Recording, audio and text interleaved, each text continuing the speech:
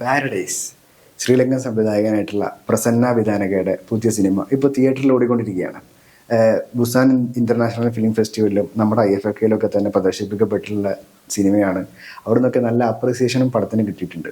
അതൊക്കെ തന്നെയാണ് സിനിമ കാണാൻ വേണ്ടി പേഴ്സണലി എനിക്ക് പ്രചോദനമായിട്ടുള്ളത്.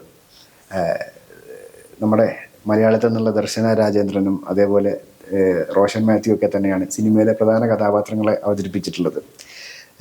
സിനിമയുടെ പ്ലോട്ടിലേക്ക് വരുന്ന സമയത്ത് പാരഡൈസ് അഥവാ സ്വർഗമായിരുന്നൊരു ഭൂമിയെ നരകമാക്കി മാറ്റിയത് ആരാണ് എന്നാണ് സിനിമ ഉടനീളം ചർച്ച ചെയ്യുന്നത്.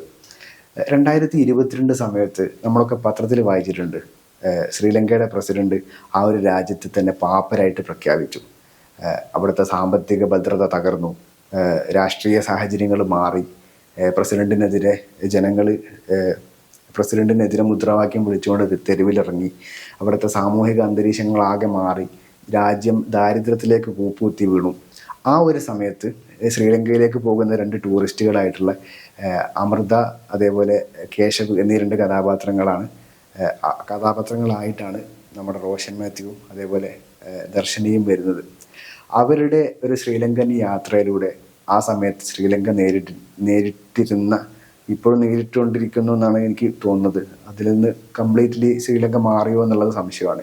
അപ്പം ആ ഒരു യാത്രയിൽ അവർ കാണുന്ന ജീവിതങ്ങൾ, അവരനുഭവിക്കുന്ന കുറേ വെല്ലുവിളികൾ, നേരിടുന്ന വെല്ലുവിളികൾ, അനുഭവിക്കുന്ന പ്രശ്നങ്ങൾ, ഇതൊക്കെ തന്നെയാണ് സിനിമ മുന്നോട്ട് വെക്കുന്നത്. സിനിമയുടെ പ്രധാനപ്പെട്ട പോസിറ്റീവ് എന്ന് പറഞ്ഞാൽ ഇതിൻ്റെ ക്ലൈമാക്സ് ആണ്.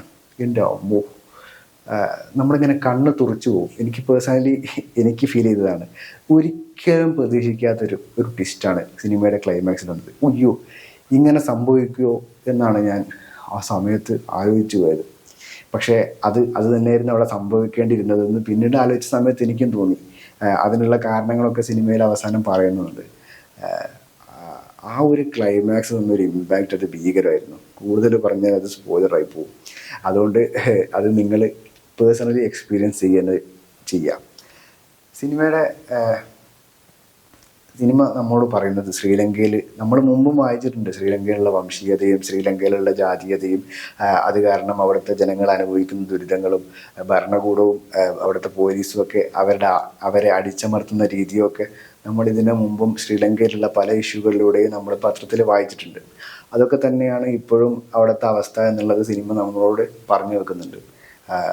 അവിടുത്തെ പാവപ്പെട്ടവൻ്റെ ജീവിതത്തിലേക്ക് പോലീസും അധികാരവും ഒക്കെ കടന്നു കയറുന്നതും, ഒരു സ്പെസിഫിക് സീനിൽ പിന്നെ അവിടുത്തെ ആ ഒരു സാഹചര്യത്തിൽ, അവിടുത്തെ ഡിപ്രസിയേഷൻ്റെ ആ ഒരു സാഹചര്യത്തിൽ പോലീസ് വണ്ടിയിൽ പെട്രോൾ ഇല്ലാത്തത് കാരണം പോലീസിൻ്റെ മർദ്ദനമേറ്റ ഒരാൾ ആശുപത്രിയിൽ എത്തിക്കാൻ വൈകുന്നതും, ആശുപത്രിയിൽ എത്തിച്ച ശേഷം കറണ്ട് ഇല്ലാത്തത് കാരണം അദ്ദേഹം മരിക്കുന്നതും ഒക്കെ തന്നെ ഈ ശ്രീലങ്കയുടെ ഭരണത്തിൻ്റെയും അവിടുത്തെ പോലീസിങ്ങിൻ്റെയൊക്കെ കെടുകാര്യസ്ഥത നമ്മളോട് കൃത്യമായിട്ട് ഈ സിനിമ പറഞ്ഞു വെക്കുന്നുണ്ട്. അവിടുത്തെ ജനങ്ങൾ അവർക്കെതിരെ നടത്തിയിട്ടുള്ള പ്രൊട്ടസ്റ്റുകളും ഒക്കെ തന്നെ ഒക്കെ സിനിമ നമ്മളോട് പറയുന്നുണ്ട്. ശ്രീലങ്ക എന്ന് പറയുന്നത് രാവണൻ്റെ നാടാണ്. ഇന്ത്യൻ രാമായണത്തിൽ വാൽമീകി രാമായണത്തിൽ രാവണൻ വില്ലനാണ്. രാമൻ ഇന്ത്യയിൽ നിന്ന് ശ്രീലങ്കയിലേക്ക് പോയി അവിടുന്ന് രാവണനെ വധിച്ചിട്ടാണ് സീതയെ ഇന്ത്യയിലേക്ക് കൊണ്ടുവരുന്നത്. പക്ഷേ ശ്രീലങ്കയിൽ എത്തുന്ന സമയത്ത് അവിടെ രാവണനാണ് ഹീറോ. അതിലൊരു കഥാപാത്രം പറയുന്നുണ്ട്, രാവണൻ ഇപ്പോൾ ദീർഘനിദ്രയിലാണെന്നും ഒരു ദിവസം രാവണൻ ഈ നിദ്രയിൽ നിന്ന് എഴുന്നേറ്റ് വന്നിട്ട് ഈ ശ്രീലങ്കയെ രക്ഷിക്കും എന്നുള്ള ഒരു മിത്തൊക്കെ ശ്രീലങ്കക്കാർ വിശ്വസിക്കുന്നുണ്ടെന്ന് അദ്ദേഹം പറയുന്നുണ്ട്. ഈ സിനിമയിൽ രാമായണം ഒരു കഥാപാത്രമാണ്. അതേപോലെ രാമായണത്തെ ബേസ് ചെയ്തിട്ട് ശക്തമായിട്ടുള്ള രാഷ്ട്രീയം ഈ സിനിമ പറഞ്ഞു വെക്കുന്നുണ്ട്. ഇന്നത്തെ ഇന്ത്യൻ സാഹചര്യത്തിൽ അത് ഒരു ശക്തമായിട്ടുള്ള പൊളിറ്റിക്കൽ സ്റ്റേറ്റ്മെൻ്റ് ആണെന്നാണ് ഞാൻ വിശ്വസിക്കുന്നത്. ഏകദേശം 300ഓളം രാമായണങ്ങൾ ഉണ്ടെന്നും അതിൽപ്പെട്ട ഒന്ന് മാത്രമാണ് വാൽമീകി രാമായണം എന്നും അതിൽപ്പെട്ട മറ്റൊന്നാണ് ഈ പറയുന്ന രാവണൻ നായകനായിട്ടുള്ള ശ്രീലങ്കക്കാർ വിശ്വസിക്കുന്ന രാമായണമെന്നും, അതേപോലെ ജൈന രാമായണത്തിൽ ശ്രീലങ്കയിൽ നിന്ന് രാവണനെ സീതയാണ് വധിച്ചത് എന്നൊക്കെയാണ് ഈ സിനിമ നമ്മോട് പറയുന്നത്. അപ്പോൾ അത്തരം ഒരു പൊളിറ്റിക്കൽ സ്റ്റേറ്റ്മെൻറ്റ് മുമ്പ് മറ്റ് സിനിമകളൊന്നും പറഞ്ഞിട്ടുണ്ടെന്ന് എനിക്ക് തോന്നുന്നില്ല. എനിക്ക് ആ പോർഷൻ എനിക്ക് ഭയങ്കരമായിട്ട് ഇഷ്ടപ്പെട്ടു. കാരണം ഇന്നത്തെ ഇന്ത്യൻ സാഹചര്യത്തിൽ അതൊക്കെ പറയേണ്ട ഒന്നാണ് എന്നാണ് ഞാൻ വിശ്വസിക്കുന്നത്. പിന്നെ ഈ സിനിമയിൽ എടുത്തു പറയേണ്ട മറ്റൊന്നാണ് നമ്മുടെ ഈ സിനിമയുടെ ക്യാമറ. നമ്മുടെ സ്വന്തം രാജീവ് രവിയാണ് ഈ സിനിമയുടെ ക്യാമറ ചലിപ്പിച്ചത്. ശ്രീലങ്കയുടെ ഭംഗിയും മനോഹാരിതയും ശ്രീലങ്കയുടെ വന്യതയും അതേപോലെ അവിടുത്തെ കോൺഫ്ലിക്റ്റുകൾ ഉണ്ടാകുന്ന സമയത്ത് അവരനുഭവിക്കുന്ന പ്രശ്നങ്ങളൊക്കെ അതിൻ്റെ തീവ്രത ഒട്ടും ചോരാതെ ക്യാമറയിലൂടെ പകർത്തി അത് പ്രേക്ഷകരിലേക്ക് എത്തിക്കുന്നുണ്ട്. അതൊരു ഇൻ്റർവ്യൂവിൽ, ഈ സിനിമയുടെ തന്നെ പ്രൊമോഷൻ ഇൻ്റർവ്യൂവിൽ ദർശന പറഞ്ഞിരുന്നു, രാജീവേട്ടൻ ആളുകളുടെ ഇമോഷനിലൂടെയാണ് ക്യാമറ ചലിപ്പിക്കുന്നതെന്ന്. അത് അച്ചട്ടാണ്, അക്ഷരം തെറ്റാതെ രാജീവേട്ടൻ്റെ ഒരു ലെജൻഡാണ് എന്ന് വീണ്ടും അദ്ദേഹം ഈ സിനിമയിലൂടെ നമുക്ക് കാണിച്ചു തരുന്നുണ്ട്.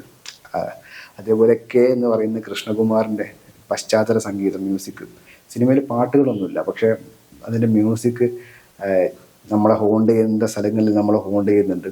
അതേപോലെ നമ്മൾ ത്രില്ല് ചെയ്യിക്കേണ്ട സമയത്ത് ത്രില്ല് ചെയ്യിക്കുന്നുണ്ട്, സങ്കടപ്പെടുത്തേണ്ട അവസരങ്ങളിൽ സങ്കടപ്പെടുത്തുന്നുണ്ട്. ബേസിക്കലി രണ്ട് വ്യക്തികളുടെ കാഴ്ചപ്പാട് ആണ് ഈ സിനിമ.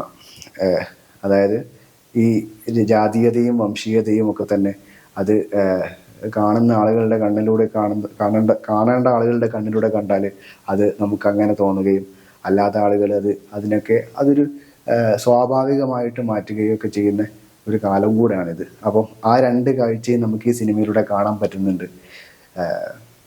ഇതിൻ്റെ നെഗറ്റീവായിട്ട് എനിക്കങ്ങനെ ഭീകരമായിട്ട് നെഗറ്റീവായിട്ടൊന്നും തോന്നിയിട്ടില്ല. കാരണം എനിക്ക് പേഴ്സണലി ഇത്തരം ഡ്രാമകൾ ഭയങ്കര ഇഷ്ടമാണ്.